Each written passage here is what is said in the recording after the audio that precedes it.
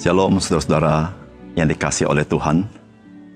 Tuhan selalu menyertai hidup kita, bahkan dalam kehidupan kita yang paling sulit sekalipun. Dia menyediakan berkat dalam hidup kita. Oleh karena itu, biarlah kita menjadi seorang yang selalu merasa beruntung mengenal Tuhan yang seperti itu. Salam jumpa dalam program Tuhan adalah Gembalaku.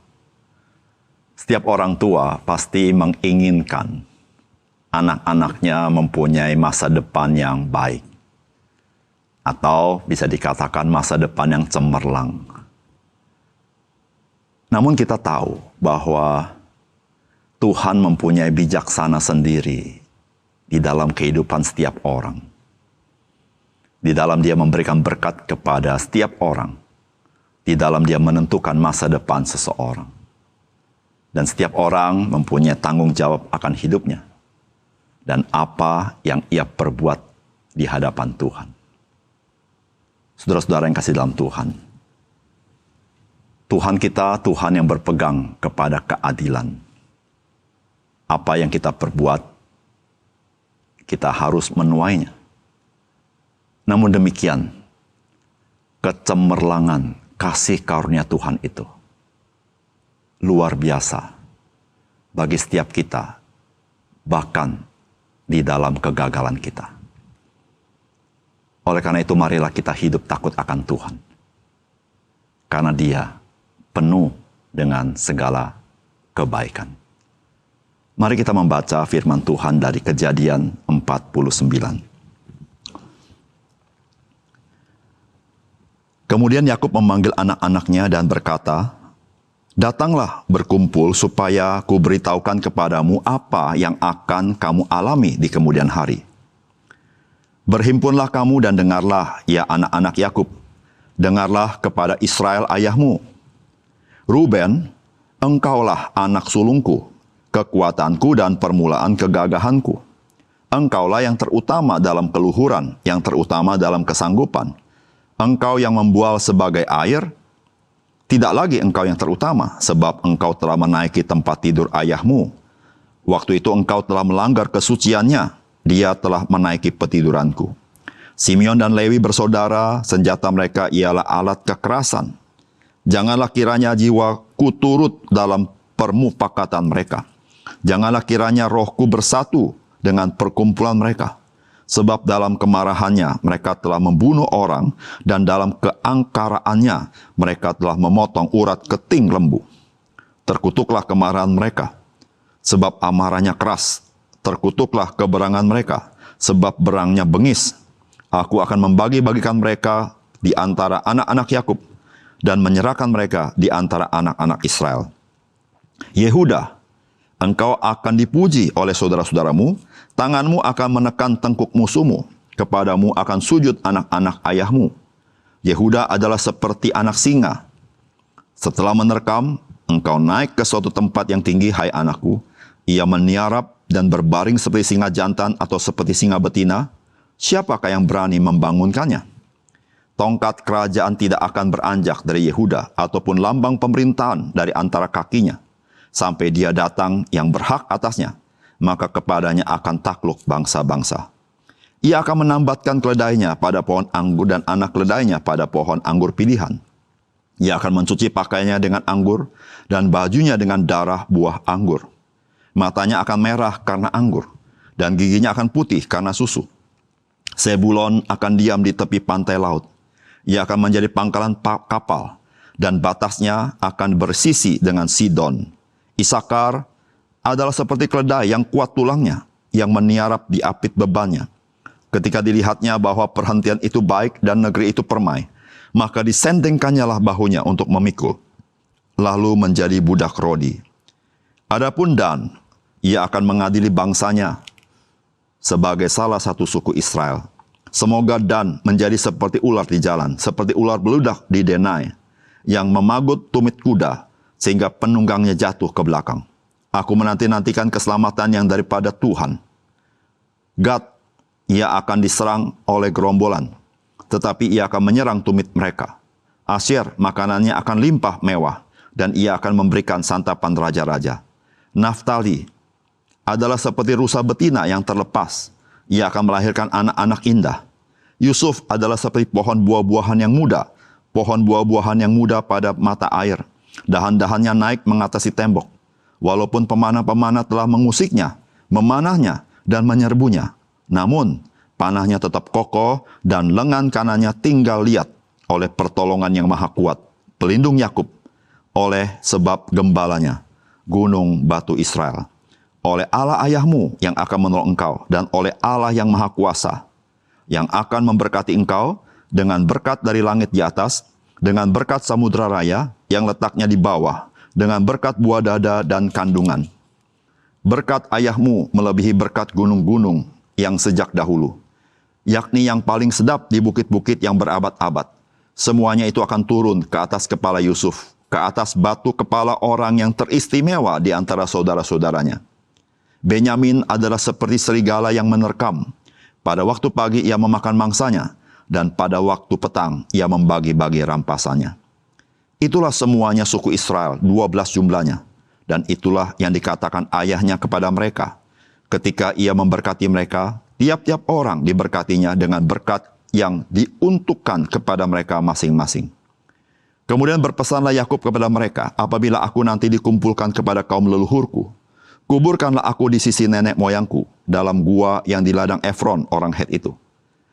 Dalam gua yang di ladang Makpela, di sebelah timur Mamre di tanah Kanaan, ladang yang telah dibeli Abraham dari Efron orang Het itu, untuk menjadi kuburan milik.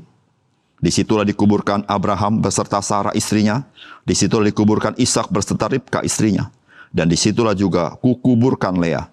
Ladang dengan gua yang ada di sana telah dibeli dari orang Het.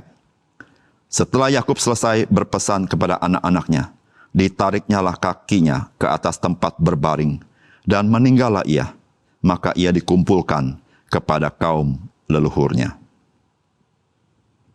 Saudara yang dikasihi oleh Tuhan, firman Tuhan yang kita baca hari ini adalah ucapan terakhir dari seorang Yakub yang sudah lanjut usia dan sedang sakit.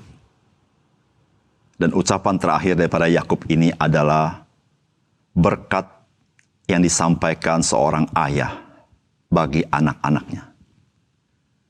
Namun, apa yang Yakub ucapkan bagi anak-anaknya bukan semata-mata berkat daripada ayah kepada anak-anak.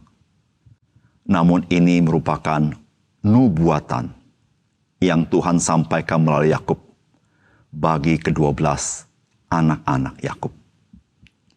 Saudara, apakah pesan firman Tuhan dari bagian firman Tuhan ini? Yang pertama, sebagai umat Tuhan, kita harus sadar bahwa perbuatan-perbuatan kita diperhitungkan oleh Tuhan. Perbuatan kita ada banyak. Namun ada perbuatan yang baik, ada perbuatan yang tidak baik. Ketika kita membaca bagaimana Yakub memberkati anak-anaknya, maka kita menyaksikan bahwa perbuatan anak-anaknya diperhitungkan oleh Tuhan. Baik perbuatan yang baik maupun perbuatan yang jahat. Sebagai contoh misalnya untuk Ruben, bagaimana dia tidak berlaku patut kepada istri daripada Yakub, yaitu papanya, yaitu kepada Bilha. Maka Ruben telah kehilangan hal yang terutama dalam hidupnya, bahwa dia adalah kakak yang paling besar. Itulah yang Yakub katakan, Ruben, engkaulah anak sulungku, kekuatanku, dan permulaan kegagahanku. Engkaulah yang terutama dalam keluhuran, yang terutama dalam kesanggupan. Namun ayat 4 dikatakan, engkau yang membual sebagai air. Tidak lagi engkau yang terutama, sebab engkau telah menaiki tempat tidur ayahmu. Perbuatan Ruben diperhitungkan Tuhan di dalam berkatnya. Demikian juga dengan Simeon dan Lewi. bagaimana sikap Simeon dan Lewi yang begitu kejam kepada orang yang bersalah kepada mereka. Maka Tuhan juga memperhitungkan sikap-sikap yang seperti itu kepada Simeon dan Lewi. Maka itu di ayat 7 dikatakan, terkutuklah kemarahan mereka, sebab amarahnya keras. Terkutuklah keberangan mereka, sebab berangnya bengis. Namun kalau kita perhatikan bagaimana berkat Tuhan bagi Yusuf, dikatakan walaupun pemanah-pemanah telah mengusiknya, memanahnya dan menyerbunya, namun panahnya tetap kokoh, dan lengan kanannya tinggal liat oleh pertolongan yang maha kuat pelindung Yakub. Saudara yang dikasihi oleh Tuhan, Tuhan kita adalah Tuhan yang adil. Tuhan yang adil, Dia juga memperhitungkan apa yang kita lakukan dalam hidup kita. Kita sebagai orang percaya, kita berada di bawah kasih karunia Tuhan. Namun kita tidak boleh lupa, kita tidak boleh sembarangan menjalani hidup ini. Karena Tuhan kita Tuhan yang adil. Ketika saudara dan saya berbuat yang baik, Tuhan perhitungkan. Namun ketika saudara dan saya tidak berlaku baik, Tuhan juga memperhitungkannya. Oleh karena itu, saudara, mari kita memilih apa yang berkenan kepada Tuhan untuk kita lakukan. Karena dengan demikian kita akan melihat Tuhan juga akan memimpin dan memberkati jalan hidup kita. Yang kedua, saudara, firman Tuhan hari ini mengajar kepada kita bahwa Tuhan itu berdaulat memakai seseorang sesuai dengan maksud dan tujuannya. Ketika kita membaca bagaimana Yakub memberkati anak-anaknya, maka tidak ada berkat yang sama dari 12 anak-anak ini. Masing-masing dengan berkatnya masing-masing. Saudara di sini memberitahukan kepada kita bahwa setiap orang di mata Tuhan itu khusus. Meskipun dia seorang yang kembar, seorang yang mirip, tetapi Tuhan ada berkat yang khusus bagi mereka. Oleh karena itu, saudara, setiap kita ada maksud dan tujuan Tuhan dalam hidup kita. Oleh karena itu, kita tidak perlu membanding-bandingkan diri kita dengan orang lain. Atau kita merasa iri hati dengan kelebihan orang lain. Namun marilah kita menjadi orang-orang yang patut dipercaya oleh Tuhan. Menjalankan kepercayaan Tuhan sebaik-baiknya. Karena kita tahu, ketika kita setia menjalankan maksud dan tujuan Tuhan, Dia tidak pernah mengecewakan kita. Dia akan memimpin kita, melimpahi kita dengan rahmat-Nya yang melampaui akal budi kita. Yang ketiga, saudara, firman Tuhan hari ini memberitahukan kepada kita, ada begitu banyak nubuat yang diucapkan oleh Yakub dan juga di dalam Alkitab.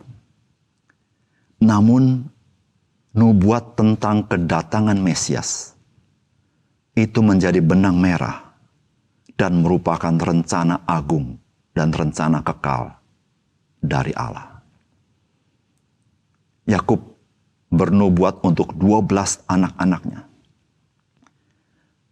Namun di antara seluruh nubuat yang ada satu nubuat yang menjadi benang merah yang sangat penting di dalam sejarah kehidupan manusia.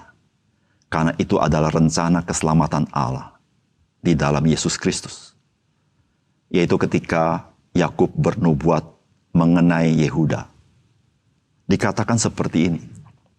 Yehuda adalah seperti anak singa.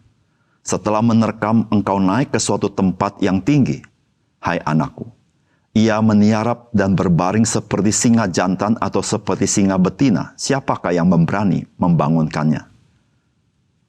Tongkat kerajaan tidak akan beranjak dari Yehuda, ataupun lambang pemerintahan dari antara kakinya, sampai dia datang yang berhak atasnya, maka kepadanya akan takluk bangsa-bangsa.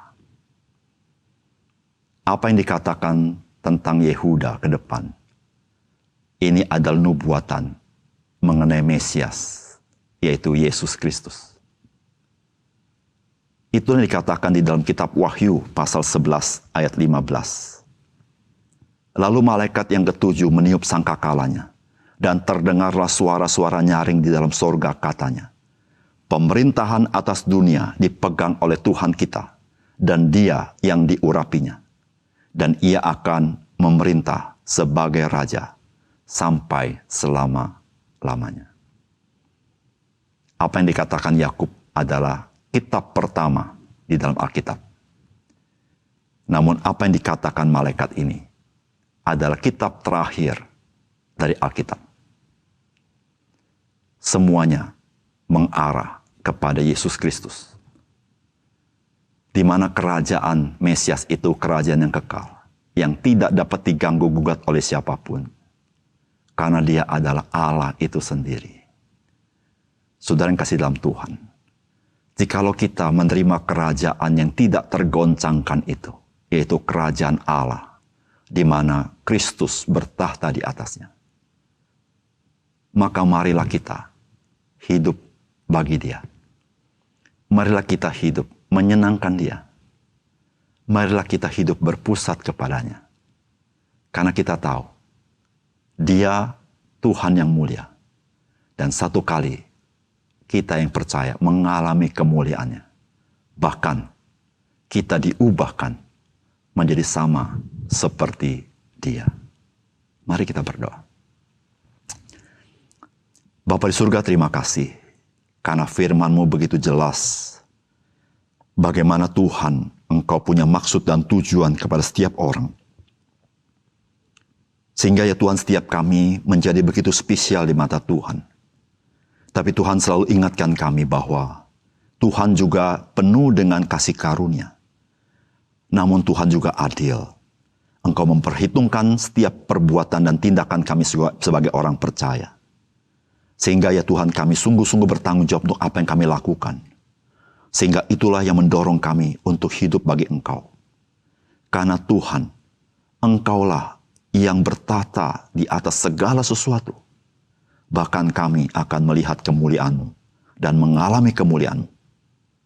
Ajar kami ya Tuhan, selalu rindu menyenangkan hati Tuhan dalam hidup kami. Dan seumur hidup kami berada di dalam tangan-Mu. Di dalam nama Tuhan Yesus kami berdoa. Amin.